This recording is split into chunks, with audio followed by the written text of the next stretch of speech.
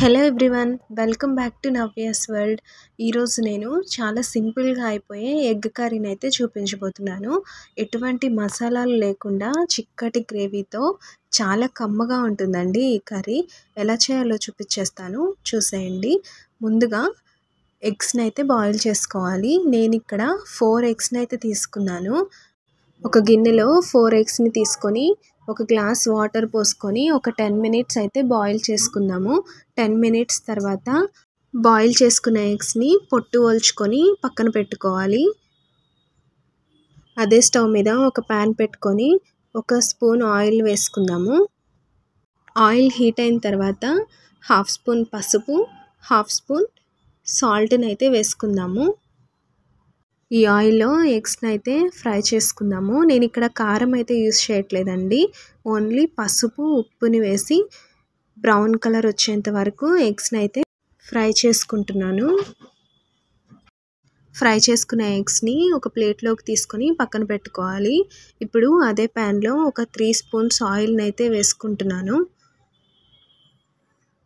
నేను ఇక్కడ ఒక 2 మీడియం సైజ్ ఆనియన్స్ని అయితే సన్నగా కట్ చేసుకొని పెట్టుకున్నాను. అలాగే ఒక 3 మిర్చీలను అయితే పొడవుగా కట్ చేసుకున్నాను. ఆయిల్ హీట్ అయిన తర్వాత ఈ పచ్చిమిర్చిని అలాగే సన్నగా కట్ చేసుకున్న ఆనియన్స్ని కూడా వేసుకొని గోల్డెన్ బ్రౌన్ కలర్ వచ్చేంత వరకు ఫ్రై చేసుకుందాము. అలాగే కొంచెం కరివేపాకును కూడా వేసుకొని ఫ్రై చేసుకుందాము. ఆనియన్స్ ఫ్రై అయిపోయేలోపు టొమాటోస్ని మిక్సీ పట్టుకుందాము.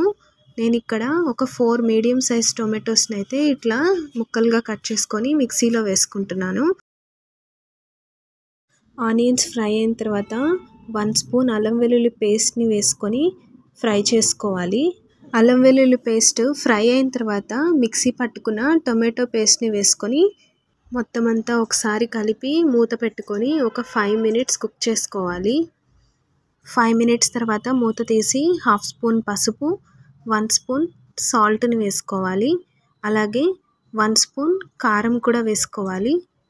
కారం వేసుకున్న తర్వాత ఒక 2 మినిట్స్ మూత పెట్టుకొని కుక్ చేసుకోవాలి. 2 మినిట్స్ తర్వాత మొత్తం అంతా ఒకసారి కలుపుకోవాలి. ఇప్పుడు ఒక 1/2 గ్లాస్ వాటర్ని వేసుకొని మొత్తం అంతా ఒకసారి కలిపేసి మనము ఉడికించుకొని ఫ్రై చేసుకున్న ఎగ్స్ని వేసుకొని ఒక 5 మినిట్స్ అయితే కుక్ చేసుకుందాము. 5 మినిట్స్ తర్వాత కర్రీలో ఆయిల్ అంతా ఇలా పైకి వచ్చేస్తుందండి. ఇప్పుడు సన్నగా కట్ చేసుకున్న కొత్తిమీరని కూరలో వేసుకొని మొత్తం అంతా ఒకసారి కలిపి ఒక 2 మినిట్స్ ఉంచి ఆఫ్ చేసేసుకుందాము. ఎగ్ కర్రీ అయితే రెడీ అయిపోయిందండి. ఈ కర్రీ పిల్లలు అయితే చాలా ఇష్టంగా తింటారు. ఎక్కువ స్పైసీగా లేకుండా, మసాలాలు లేకుండా చాలా బాగుంటుంది. ఒకసారి ట్రై చేయండి. ట్రై చేసి మీకు ఎలా వచ్చిందో నాతో కమెంట్స్లో షేర్ చేసుకోండి. Thanks for watching.